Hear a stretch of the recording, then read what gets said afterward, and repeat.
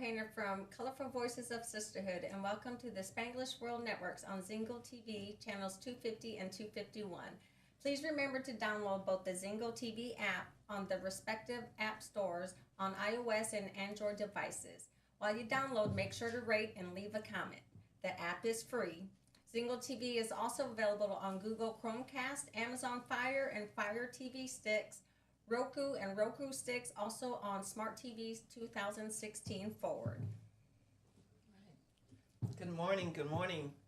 So this morning our topic will be on mental health, and we have Estrella Rogers here with us this morning, and I'm going to let her actually introduce herself and tell us some about herself. Good morning. So my name is Estrella Rogers. I am a licensed clinical social worker here in Jacksonville, North Carolina. I am also the owner of Without Limits Counseling Services, which is a mental health agency here. I'm a registered play therapist supervisor as well as a Christian counselor. So I work with children and I work with couples here in Jacksonville. So that's me. Yeah, well, it's great to have you here. Yes, ma'am. Thank you for joining us. I mean, mental health is such a prevalent topic, especially today. And I just think it's time that we as an organization, as a world, as a people need to bring more discussion to the table about mental health. Absolutely. Yes. It affects how we think, feel, and act. Yes. Yes. So what do you think mental health is, like mental health itself? So I believe that mental health is more so on basically how we, number one, how we manage our symptoms and things that happen really in the mind to us mentally. So when we talk about physical health is kind of how we take care of our body and how our body function. What's the word I'm looking for? Sorry. Oh, gracious, I can't think of the word. But so for mental health, but it's just basically how we're functioning. So the functioning level of our mind, how are we functioning in regards to just the wellness of our mind? That's a good word, wellness. Yes. Wellness. Yes.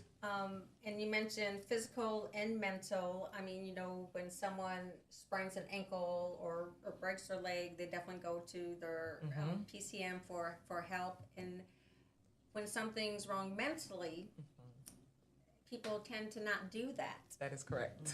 That is correct. So I think that's what we really want to get out to people, that it's okay to go see your primary care manager and get the help you need. The help that you need. No matter what culture we're in. Exactly. No matter what culture Exactly. it is. Yeah. I believe that some of us we not have awareness of what's going on, and we do know what's going on, but we don't know. Like you say, if you fall, if you get injured, you go to the doctor. Mentally, we don't. That's right. Because you seem hurt and you want to go to the doctor. Mentally, you don't know. Yeah. If you do, people see you as crazy.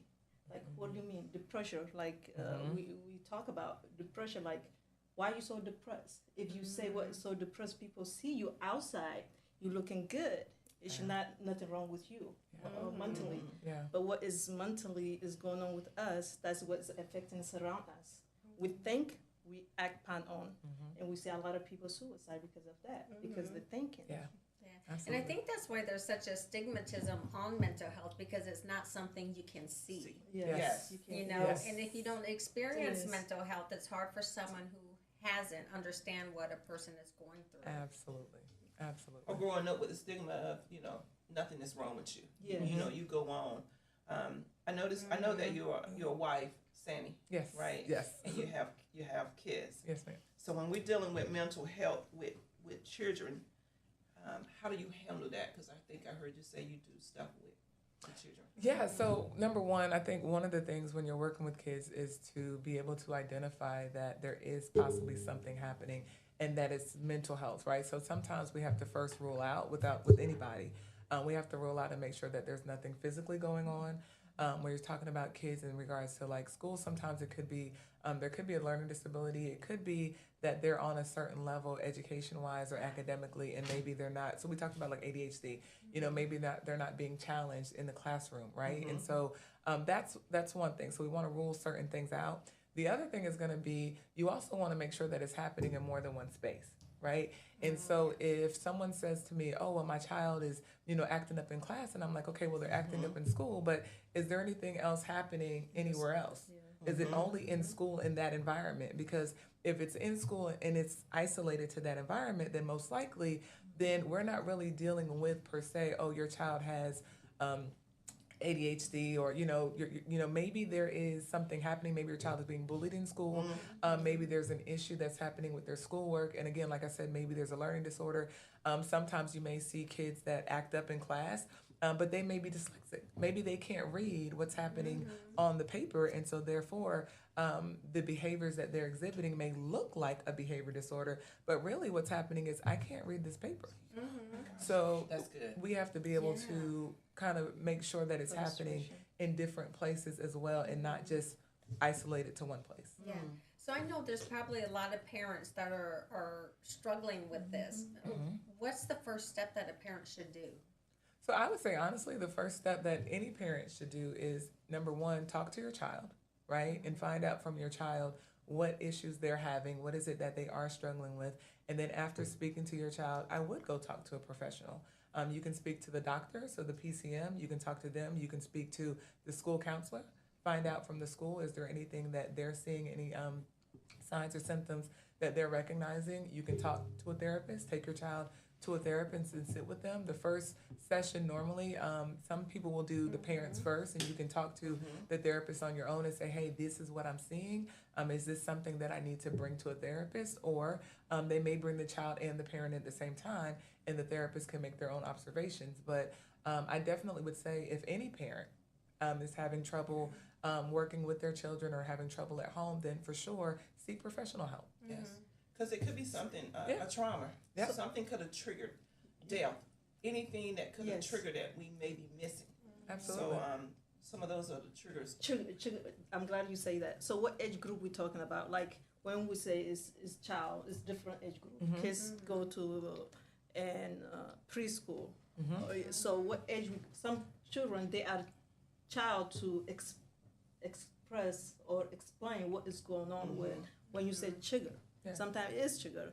And when they are different age group, when school is closed, sometimes daycare, you take the children, they are different group age kids there. Yeah. So it is really, it's hard. It's not easy.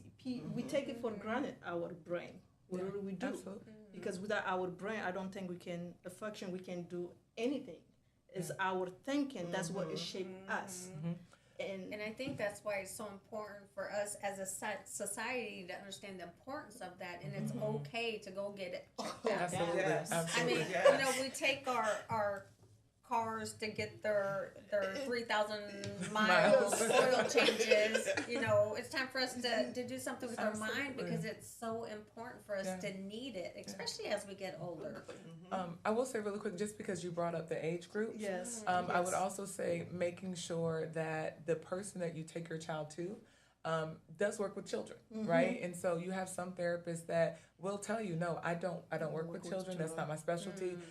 Myself, like I said, I'm a registered play therapist. You have some therapists that work solely with child trauma. So you have different types of therapists. You have some therapists that will work with kids ages 3 and up.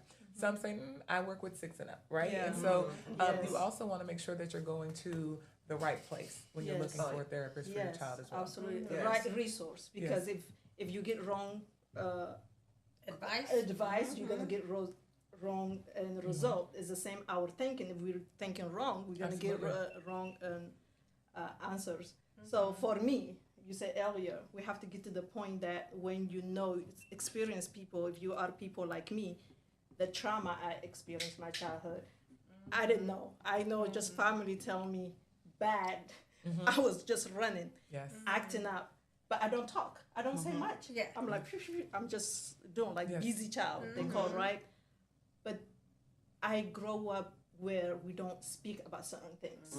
And that age, I saw people that was a girl that was suicide, taking their life, burning themselves. I said, no, my life worth it. And that, I saw age 9. I said, I'm just gonna run away. So, and because I chose life, I was fighter. I was fighting through all that. people, they see me like, oh, you're so nice, or nice way to say you're nice, but you are naive, because I taken a lot of bullying, a lot of mean things.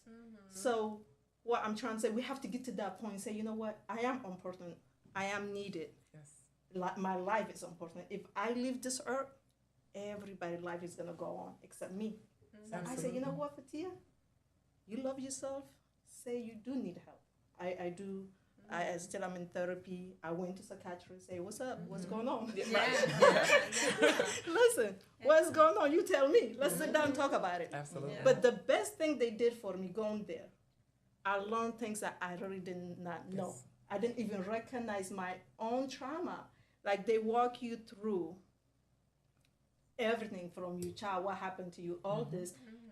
When I was speaking, like, those stuff, it was exist. It was me.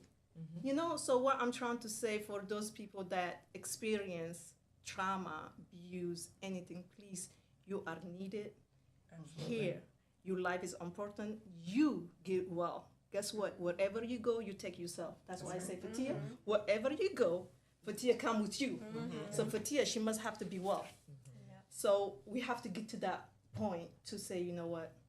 I need help. This is for me. It's nobody else. You want to call me name? Guess what? You've been calling name before you know my issues. You go ahead, do that. Go ahead and do that. Yes. One thing I do want to mention is the Black and brown communities are disproportionately undertreated. Absolutely.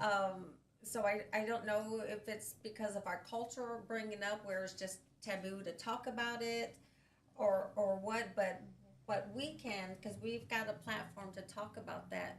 What do we need to do as empowering our culture to make this a priority? Before she answered that question, let me read this right here. Yeah. Harriet Tubman's lifetime undoubtedly thought that bondage was better than risking death for the unknown. This profound statement that people could not be free because they did not know they was in bondage. So we got to know that we're in bondage. Oh, We got to know that we have a mental thing. Now let you go ahead and answer that. That was just powerful to me when I read that. Yes. No, and actually what I was going to say is normalizing it, number one. And two, when we get the opportunity to explain what these disorders are or what the different things that are happening that they actually are, it's important for you to be able to do that. So, for example, when we talk about depression, and people in their minds are already thinking that depression means that I'm crying every day, or it means that I'm in a corner stuck. And so now when somebody says, oh, well, you're depressed, and you're like, no, I'm not depressed. Like, all I'm, the only thing that's happening is I'm having difficulty at work. And I say, okay, well, you're having difficulty at work. What else is happening? And then they'll say, well, I am a little disorganized from time to time. And, I do have trouble, like, maybe picking up after myself. And I haven't ate in, like, the past couple of days. I really haven't had an appetite. And I may say, like, well, how's your sleep? Oh, I'm not sleeping. And so then what happens is, as we begin to talk about the things that we think are normal, they begin to realize, like, wait a minute, I may be depressed, or I may be anxious, or I may be going through something without realizing it because I don't know the symptoms and I don't know the names of these things to be able to put it together. Right? That's right, yeah. And because we don't talk about it, right, because just like you said, we go around as Black and brown people, and everything that happens in the house, it stays in the house, right? Yes. We don't talk about those things. And so now you have children, you have adults that are going through all of these things, especially our men. That's like the biggest thing, our men, right? Suffering in silence. Suffering in silence. They're saying, what, 2 out of every 5 are on some type of mental health issue. But we don't talk about that. No. We don't talk about it. It's not okay. And so we have to, and I will say this for me, I'm trying right now actually to really get into the schools and be able to do things because the kids need to know from early. Yes. Right? They need to know from early you can manage your anger. You can manage your depression. This is what this is. This is what it looks like. My son is 13 years old, and he'll call me up. I don't think he'll see this. He may see it. I don't know. But he'll call me up to the room sometimes, and he'll say, I need my therapist, Mom, right? And so I know, like, that's the difference because that means that he's anxious and he may need a hug or he may need something from me, but I know that means I have to switch my hat and help him do a mindfulness activity or something, but he had to learn that. Yes. he had to learn what anxiety means, as opposed to him not knowing what the symptoms are. And then he's just sitting in his room crying in his own mind, like, oh my gosh, what is wrong with me? Like having these thoughts. But I had to teach him that's anxiety. Yes. And when that happens, this is what we do. Yes. And so now when he has anxiety, or other people, you know, when we have anxiety now, we get to a point where we're able to say, you know what, I can manage this because I know what it is. You normalized it. Normalized it That's for what him. you did. That's you right. normalized it for him. And that's what we have to do. To be able to normalize it. That this is okay. Absolutely. Yes. This is where we go from this point. And then really I'm thinking, you know, once you normalize it for the children, they grow up with these skills that help them as adults. Yes. You know, I'm just thinking about, you know, normalizing mental health, but in the Native American culture, I know we have a lot of substance abuse in our culture, and it's related to mental health. Absolutely. You know, so if there's a way to kind of, is there a specific treatment for that? Is it like a dual treatment they have to do, or do you take care of the mental health first and then focus on the substance abuse side? So we have licensed clinical addiction specialists, so they're called LCAS. And so the LCAS normally are also LCSWs, or they're LMFTs, or they call them, let me say this right, LMHCs. They just changed from LPCs to LMHCs, but Whole lot of letters. Yes, right? So they're normally a licensed professional, but normally also an LCAS. And so when they're treating individuals with substance use, they know which road to take, right? And so you want to actually work with the substance first, because if my mind is being driven or guided by a substance, then a lot of times then I'm not really being myself. I'm not showing up as my true self. So how do we deal with my issues if I'm not showing up as my true self? Which is, we tell clients all the time, you cannot come to session high. You cannot come to session drunk. You have to be sober in session, because if we're dealing with the issues, I need you to be able to deal with the issues, not whatever substance you're using. To mask the feelings. Because we got to feel it so we can get through it. Because all of us are different when we've had a few drinks. You know, we are not the same person. You know, the same mind. Absolutely. So that's makes So I'm a lot glad of sense. you say that. So what about for those that you want, when they come to see you, you want them to be normal, they can be themselves. So what about for those that take medication? So how that, because some of them take regularly and medication. So how you tell them the same thing, like don't take medication for that? No, I do not tell them that. So normally, no, I do not. So normally, if you're taking medication, and it would depend on the medication. So obviously, if you just came from the dentist or something, and you just had a surgery and you're on codeine or Percocet or something like that, and you are I don't want to say out of your mind, but your mind is, you're just not yourself. You're not yourself. Let me say, well, if you're taking that, you might be in that moment. But yes, then I would stop the session and I would say, we probably don't need to work today because this is not going to be beneficial for you. So yes, I actually would if that were the case. But when it comes to like the normal medication, so when I say normal, your everyday, like, you know, ibuprofen, or if you took your mental health medications. If your mental health medications are causing you to act outside of yourself, so meaning you are, you know, you'll hear people say sometimes they feel like they're just a zombie.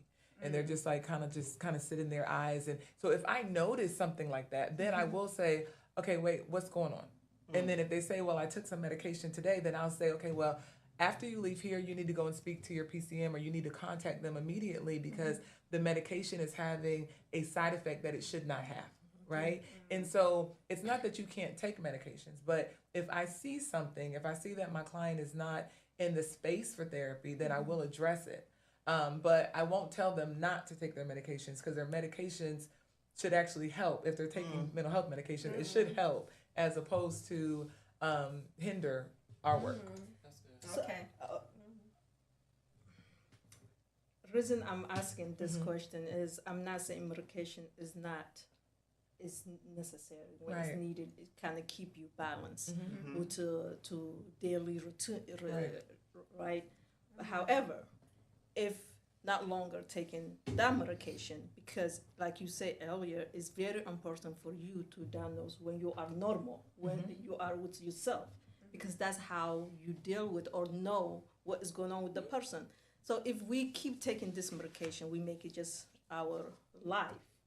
How that it has effect on to just our body, because it has side effect.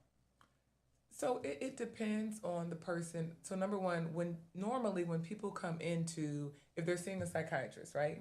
If they normally go in to see a psychiatrist, then normally they may not be on medications yet, right? So if they're not on medications yet, they're coming in to say, I have all of these symptoms, all of these things are happening. And so now that psychiatrist, or normally it's a psychiatrist that's going to provide medications. Your PCM, depending on the medication, they'll give you some, but a lot of times they may refer you to a psychiatrist. So they've seen all of these symptoms, right? Then you have people that have been on medications for years. And so when they come into the office, I'll say, okay, well, tell me the symptoms or the things that you've been experiencing. And they'll say, okay, well, this is, again, appetite, sadness, whatever the symptoms are that they've been experiencing, and you can still diagnose. So all medication does not take away all of the symptoms. Medication makes it manageable, right? So if you have anxiety, it doesn't mean that you're never going to be anxious again, right? Everybody gets anxious. I don't care who you are, right? Everybody has anxiety, right? But some people can't manage their anxiety. So the medication then takes this anxiety and takes your thoughts that are running.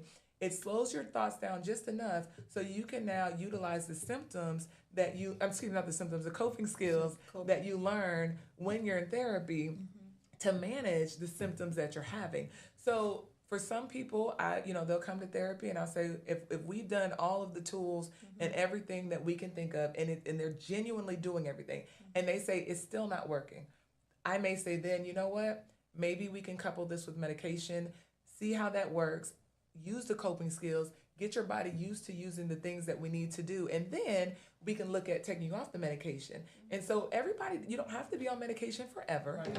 Everybody doesn't need medication, right? But if you can't manage it on your own, then sometimes you may have to go that route.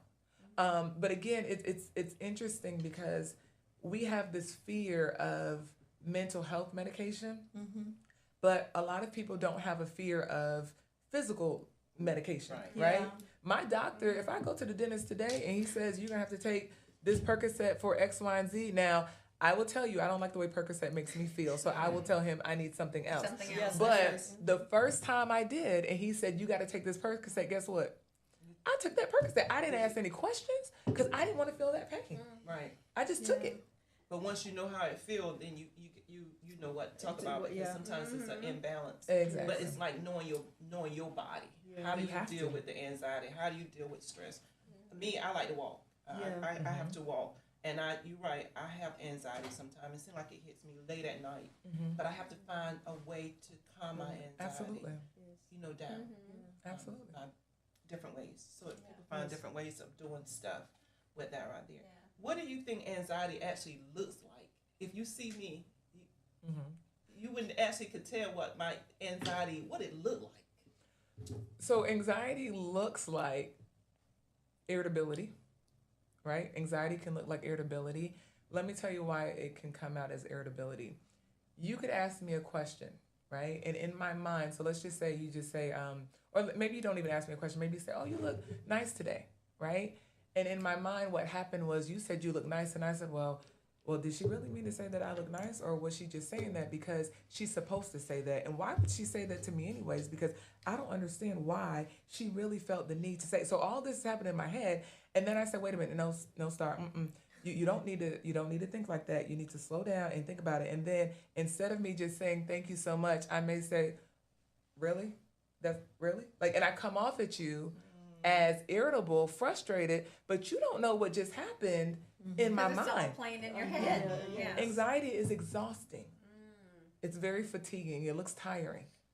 Anxiety can be looking shut down. So sometimes, a lot of times, you'll have people that will just completely shut down, and they're frozen. That flight or fight, right? And so they freeze.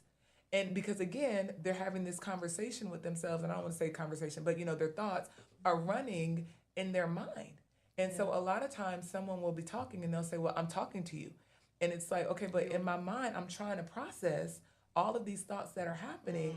And you're still, so you think that I'm shut down, but actually there's something going on with me that I'm trying to make sure that I respond to you in an appropriate way, but I can't because I can't slow these thoughts down. The easy way would be, of course, people have panic attacks, right? And people, they sweat or they shake. Sometimes you may have somebody that may be shaking outwardly and you can see that. Yes. But a lot of times it can look like irritability. It can look like frustration.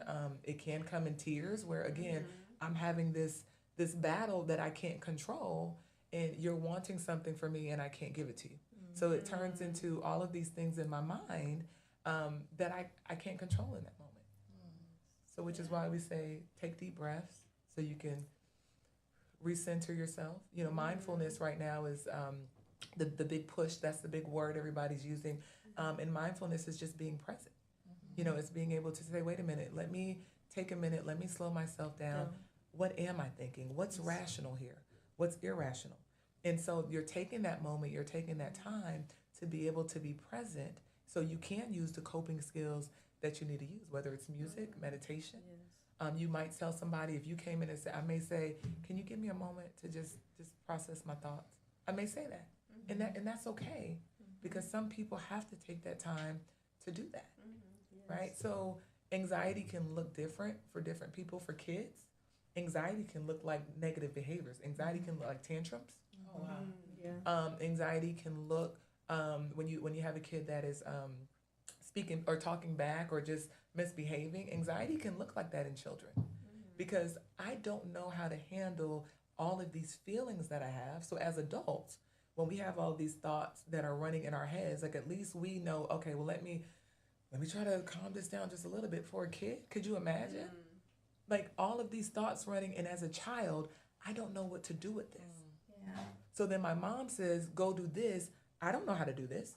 So now in my head, like, oh my gosh, if I don't do this, then now she's going to come in here and she's going to say this and she's going to do this. And, you know, for a child, and then all of a sudden you walk in the room and they say, I mean, the parent is like, you're not done. No, Mom, I'm not done. Like you get this yelling. You're like, where did that come from? Because they just played out the stressful It's situation stress, in their head. Yes. So for us, I have a child that's misbehaving. I have a child that's talking back. But have you ever sat down and said, what happens in your mind before you yell at me or before you talk back? What is actually happening? No, we don't do that. No. And it don't have to be just trauma, because sometimes when a parent have another baby, Oh yeah, that there's a child that acts out. Yeah. absolutely, Wow. absolutely. Or they're trying to find out who they are. Yeah. You at a certain age, they're trying to, that middle age group, they're trying to figure out, who am I? Absolutely. And that's a big stress. Yeah. Any life And then, changes. I'm even thinking, we mentioned a little bit earlier about bullying. Mm-hmm. You know, getting bullied in school. How what a traumatic event that is for a child, and not knowing how to deal with it. There's a lot of adults that don't know what to do if they're getting bullied. Yeah. I can imagine a child. Children, sometimes you may have a kid that's skipping school, and you're like, oh, you're skipping school, you're in trouble. Why did they skip school? Yeah. Maybe on their way to school, there's somebody that's harassing them. Maybe there's something that's happening. But again, they don't know how to deal with what's happening because nobody's talking to them. No one's talking to them. Nobody's talking to them. Yeah, they definitely need that. I guess that's where it goes to making sure there's a trusted individual Absolutely. in someone's life. Absolutely. If I could be a trusted individual, I'll make that effort to make sure they know I'm a trusted individual to come to. But if you don't have that, Right. And yeah. I think it comes with when you say trusted, you have to show to be trusted. One, you have to be vulnerable with the people that are vulnerable. Yeah. You have to open up to them, so people they can come say, okay, I'm related to this person I can talk to. If you don't do that, if you show yourself as perfect, how I'm gonna share with someone that is perfect sitting of me? I have all this dark in me. How I'm gonna let it out? I can't, because you did not show your vulnerability to sit down someone that already gone through. People around us all the time, family, friends, but really we don't talk about it. Why? Because I have friend or family around me, doesn't mean I trust them. It's hard. Like reach out to somebody. Right. I can reach out to everybody. Is that person is willing, really sincerely willing to listen to me. Yeah. We don't have that. Yeah. So that's the reason suicidal rate is high, because people feel like they are alone. Yeah. Yeah. Because we are surround ourselves or our community or family that pretend to be perfect, and they don't show their own children when they've been through. That's true. So if your children, you never told them your childhood and your teenager to your young adult, now you have children that go out, experience something, they're not going to come to tell you, Yeah. because they think your generation was different. It's not different. We don't share. Yeah. Yeah. That's And part we of don't the show proving. that. Yeah. So And I think as mothers, all of us are mothers and grandmothers, but that's something that we need to start opening up. yeah, about. talk Absolutely. about it. It's Like, gotta start listen, somewhere. Normalize it. yeah, Yeah, it's gotta start normalize somewhere. it. And Yes. when family is well, individual family, our community is gonna be well. Yes. Family makes Yeah. community. Yep. So if we don't have good family that gone through stuff, guess what? We're not gonna have good community, That's true. because our environment is very important, because we are producer for the next generation to come to our product. Absolutely. And it just, I tell my kids, like, you are special to me. I've been through stuff. Yes. But you're gonna go, if you don't learn something, you're gonna go to the world like you think you are the only one special. Life is gonna kick you. You have to learn how to cope, how to manage, and your anger and everything is going within you. You have to let it out. And really, like in my Africa, I was gonna share with you guys in Ethiopia, in Djibouti, in Somalia. People fight, argue, or they say something about friends, and you find out that somebody say something to you. They don't take that anger to sleep. They're gonna come to your house. I'm not recommending people in America to do that, but they come to you. Hey, 9, 10 o'clock. It doesn't matter. Do you say something? This like it's not like, let's Right. go. They don't want to take that anger to To sleep, sleep. Yeah. Yeah. because that anger that we keep in, that is really what is Absolutely. causing us mental. You Yeah. see, Well, it goes back to having those thoughts thoughts Yes. through going through your your head, and you're not rotate. gonna sleep because you're thinking about this person. Say Everything. some of us we don't want to share, and how you feel about the person. Even that person say something to you, nice way. I do that, and here in America, when people say something, Well, hey, let's talk. That's Diana right. mentioned That's right. earlier that she gets her anxiety at night. Yeah. Well, I guess I'm the same way, Diana, just listening to conversation, because that's when I'm laying in bed going through my stuff for the next day. Yeah. And then if something comes to mind, I'm like, grab my computer, like sending an email, Lisa, she'll crack up at that. She'll send me a text and why are you up? Yeah. I mean, it's important to, again, You gotta identify. Yeah. identify yourself. the like Absolutely. identify. For me, honestly, I deal with very difficult people. They might see but I communicate with them. People say things mean to me, Yes. I let them say. Then they hang out. A few days later, I call them. Hey, we should have Yes. handle Yes. better, because as if they are woman to woman, we should not talk to each other like that. Okay, and let's get That's that straight. Then guess what? I'm moving forward. Yeah. So I don't have any anger towards you. That's it. Let's talk. I That's think a good it's when. boundary. Yes. Boundaries. Yeah, Setting absolutely. Boundaries and stuff. I'm going to read this right here. Poor communication and unresolved hurt could be addressed if there were so many layers of pain. It's an ugly cycle, but it's one that we can begin to chip away. So if we will normalize mental health as we do physical health, we take our babies to the doctor when they're babies. Absolutely. So if we would normalize it then, checking their mental health, find out what's going on, being there, being present, being able to talk to them about whatever is going on in life. Because I think it was said before, a lot of times even in our culture, what goes on in the house stays in the house, family tradition, yes. family hidden secrets. But eventually there's going to be an outburst, and then we don't know how to handle it. How to Yes. handle it, Absolutely. yeah. And I guess that's another question, because you talk about families. Can there be generational mental health? Is it something that can be passed down, or is it just the environment that causes that? Absolutely, because and one thing you'll see is that one of the things when you go to therapy, they ask you about your family history, because it does make you more susceptible to having something. So depending on the disorder or the diagnosis, and so I will say this though, when we think about how to change that, right? What does that look like? So we have adults that go to therapy. right? We're trying to normalize that. Yeah. I'll use a small example. If you move, right? So this is where we're at as a military community, but so a lot of people are transitioning, a lot of people move. I have a lot of adults that will come into my office and they'll say, well, I'm struggling, we just moved, and so normally we call that like an adjustment disorder, right? And so they'll tell me like as they're talking that their kids are, having issues and things of that nature. And then I think to myself, okay, wait a minute. As an adult, if you're struggling with this move, why do you not think that your child is struggling with the same thing, right? And so when you talk about generational cycles of mental health, our children see what we do, right? Our children see how we react to things. Our children also respond to the same things that we're responding to. So if we're in the same environment, right? So if we're both in an abusive environment, if we're both in a poor environment, whatever that environment may be, but as a parent, if you are being affected by this situation, why do we think our kids are supposed to be so resilient and our kids are supposed to just, suck it up and keep moving? Figure it out themselves. Yeah, and figure it out when we can't. Yeah. And so I think when we talk about these cycles, we have to get to a place as parents when we say, wait a minute, if I'm going through this, then I'm going to stop the cycle now and I'm going to teach my child how to deal with these things. And I'll have parents, and they will tell me. Like I remember, I was talking to a father one day, and he said he had anger management issues, and he was, I'm angry, and I see it in my son. And I said, okay, so help him.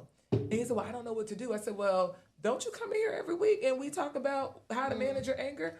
Yeah. And I said, okay, well then take that home and teach your child how to manage his anger. I said, it's already in you, but you have to take what you've learned. And teach your child. Yeah. It's no different. That is So so brings good. me- That's so yeah. good. So that brings me to a point, for our viewers out there, what would be a good coping skill? So if they're, having a child with behavior, what would be their first step as a mom, child throwing a tantrum? What coping skills are available? So depending on the age, right? For sure. Deep breathing is like the first go-to, right? Okay. Again, depending on the age. So you can look up on YouTube, honestly, deep breathing activities, and then put in the age, because if we're talking like a young child, I would do, and I'm gonna say maybe like 7 and below. I'm gonna teach them something very simple like flower candle breathing, right? Flower candle breathing is really simple. You smell the flower, you blow the candle. And right, and so for a child, you're teaching them muscle memory and how to do that. You have to practice it though, so when they need it, you say, okay, flower candle breathing when you start to notice it, and they'll do it, right? Yeah. As they get older, so 8, 9, 10, 11, somewhere in there, you may do something like we call cookie breathing. Cookie breathing looks more like what we call guided imagery. And so you're imagining a cookie, right? You get to the oven and you see like, oh my gosh, I got my cookie out the oven. It's like, oh my gosh, this smells so good. Like, and so you've got this. And so we use those types of things. Now, as they get older, then I may just do a regular, like I'll say, okay, close your eyes, breathe in your nose, breathe out your mouth. I may have them do, they'll pretend like there's a balloon in their stomach and they're filling that balloon as they inhale, and as they exhale, the balloon deflates. But I would say the easiest thing would be that. Okay. The other thing I would say is being able to identify what's happening in their body, right? So when you have a child that's having tantrums, normally they can feel themselves like about to tighten up, or they can feel something happening. And so you may want to teach them and say, okay, before you get to that tantrum, tell me what's happening with you. Tell me, let's slow down so we can recognize the feeling. What happened before the tantrum when my palms were getting a little sweaty? I've had kids say, I feel like I have gummy bears in my belly, right? And so, but you got to ask them what that is. And so I'll say, okay, well, when you feel like you have that gummy bear feeling in your belly, I need you to go to the teacher and you give her this.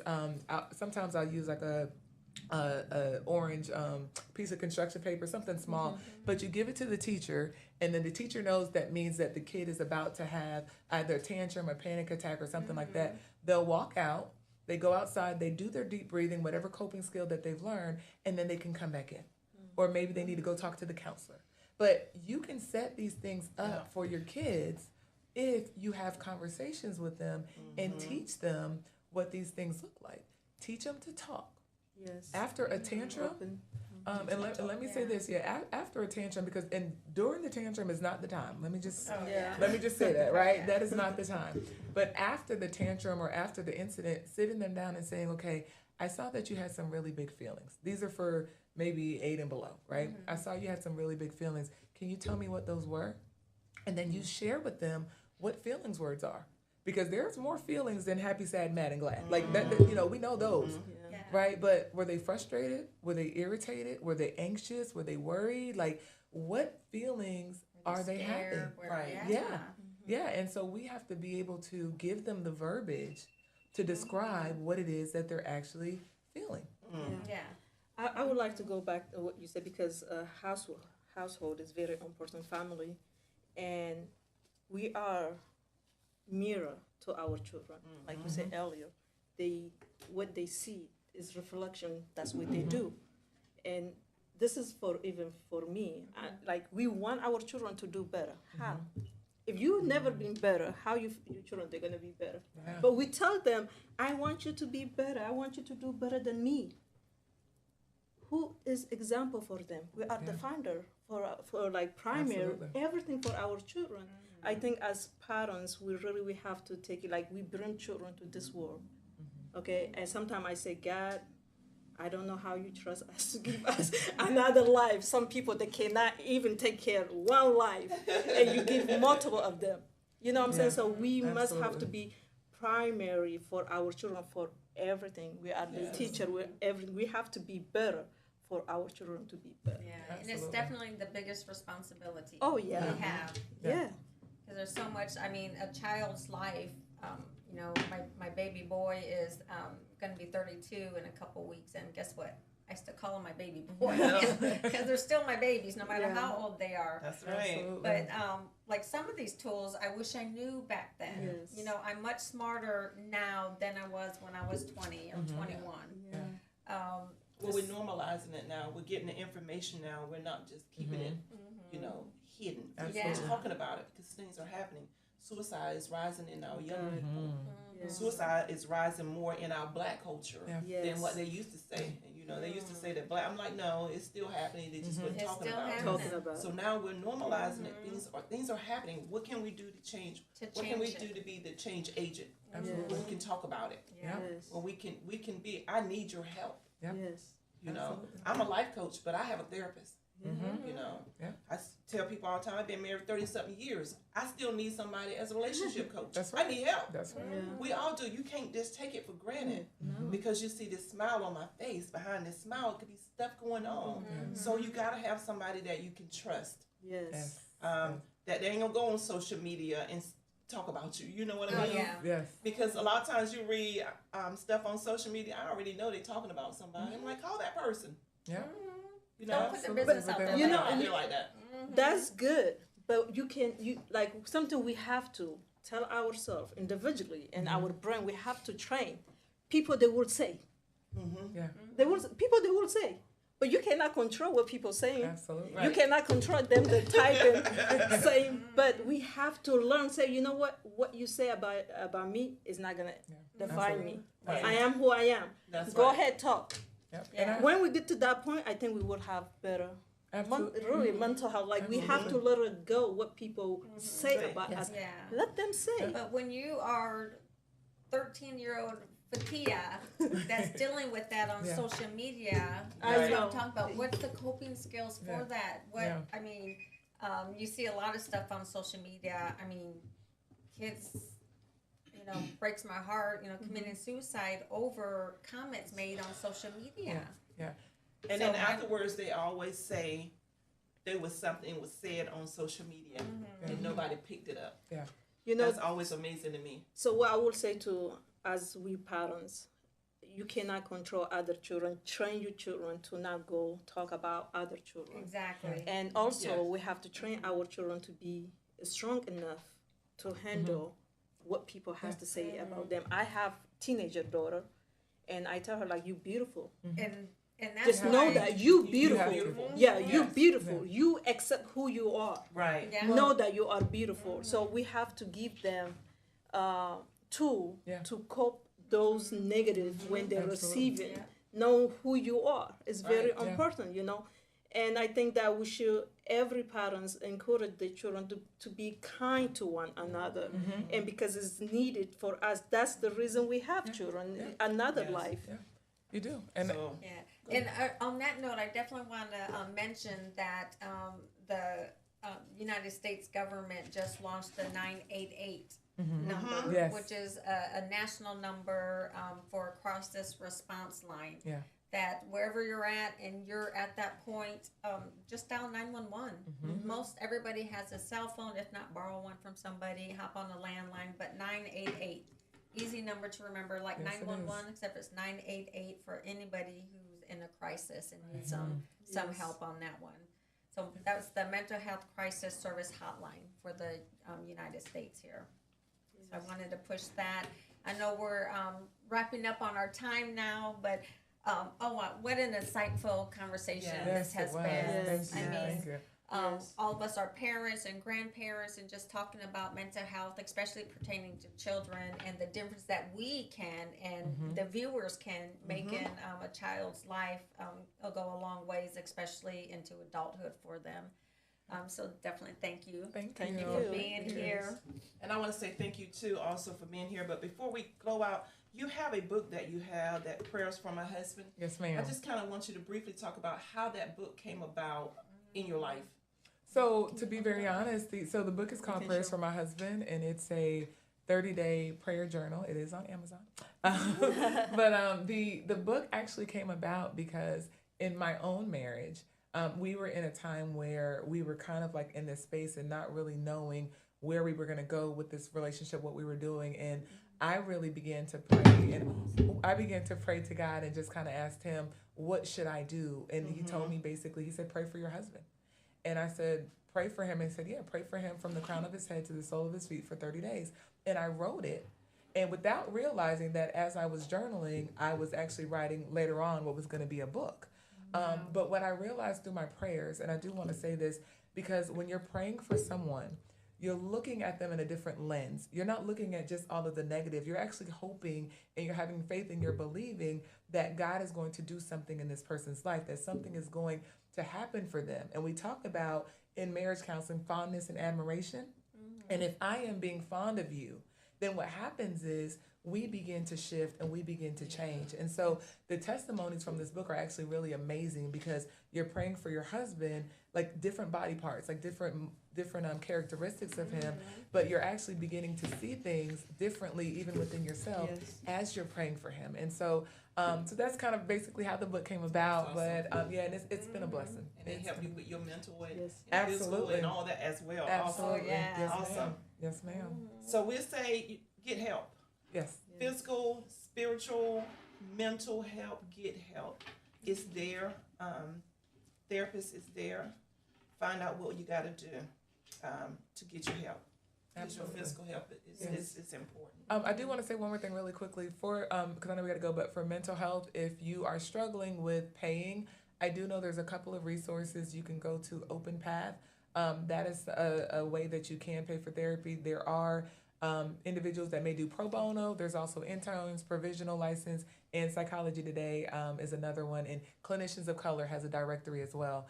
So there's a lot of places out there that you can go for help. Okay, Yes. and we'll All share right, that awesome. on our Yes, social sorry. media sites. All right, this show can also be heard on the Spanglish Radio Network. Please check out spanglish.ca for all your news and programs, Spanglish World. Watch it, hear it, read it, download, but live it. Have a good day from Colorful Voices. We'll see you next week. you Next next week, week. where our topic is going to be fashion. show. Fashion.